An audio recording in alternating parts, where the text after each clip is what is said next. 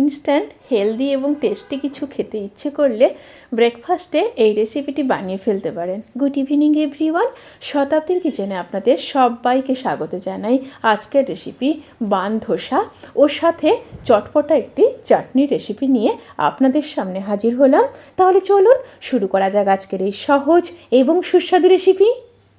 এই রেসিপির জন্য একটা ব্যাটার রেডি করে নেব। তার জন্য মিক্সিং বোলে নিয়ে নেব 1 কাপ সুজি। এখানে সুজি আছে 200 গ্রাম, আর দিয়ে দেব হাফ কাপ টক দই,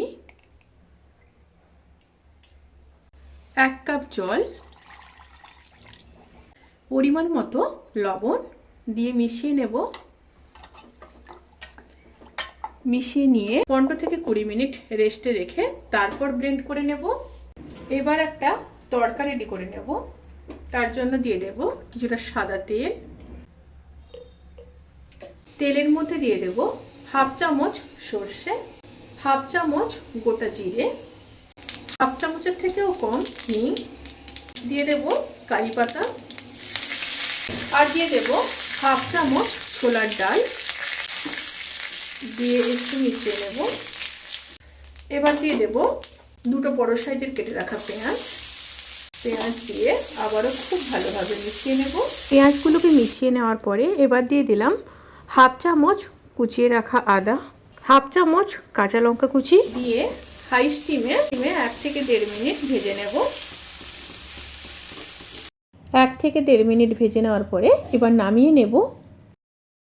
এবার একটা বোলের মধ্যে ব্যাটার দিয়ে দেব।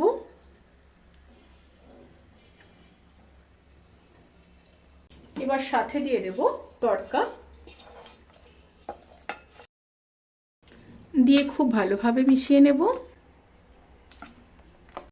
এবার দিয়ে দেব 1 চামচের 4 ভাগের 1 ভাগ বেকিং সোডা, দিয়ে খুব সামান্য জল দিয়ে দেব। দিয়ে আবারও খুব ভালোভাবে মিশিয়ে নেব। খুব ভালোভাবে মিশিয়ে নিয়েছি। এই রেসিপির জন্য আমি এরকম একটা প্যান নিয়ে নিয়েছি। আপনাদের কাছে যদি না থাকে এরকম তড়কার প্যান ব্যবহার করতে পারেন। সেটাও যদি না থাকে অমলেট করা যে হয় যে প্যানগুলো, সেই প্যানের মধ্যে করতে পারেন। সেটাও যদি না থাকে নর্মাল কড়াইতে করতে পারেন, তাতে করে শেপ আসবে না কিন্তু টেস্ট একই থাকবে। এবার প্যানের মধ্যে দিয়ে দেব সাদা তেল।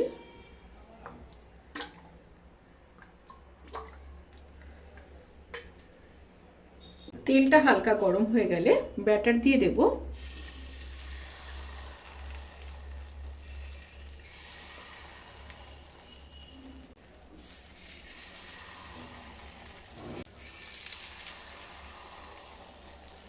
একটা সাইড মিডিয়াম স্টিমে হতে দেব।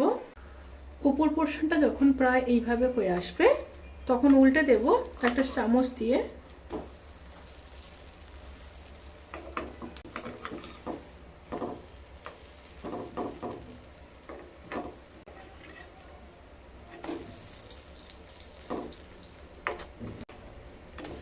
একটু তেল দিয়ে দেব সাইড থেকে।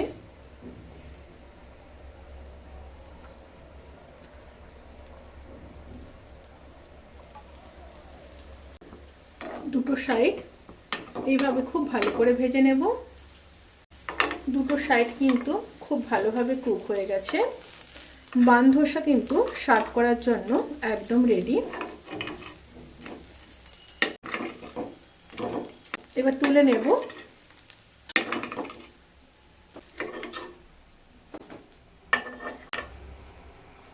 এই রেসিপির সাথে খাওয়ার জন্য একটা চাটনি রেডি করে নেব। তার জন্য দিয়ে দেব সাদা তেল।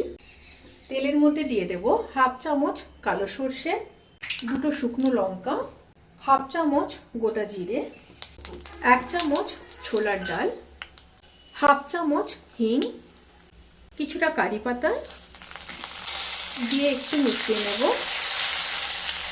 তেল থেকে যখন সুন্দর একটা স্মেল বেরোতে শুরু করবে সেই সময় দিয়ে দেব রাফলি কেটে রাখা দুটো পেঁয়াজ, 6-7 কোয়া রসুন, 1 ইঞ্চ আদা, একটু নেড়ে নেব।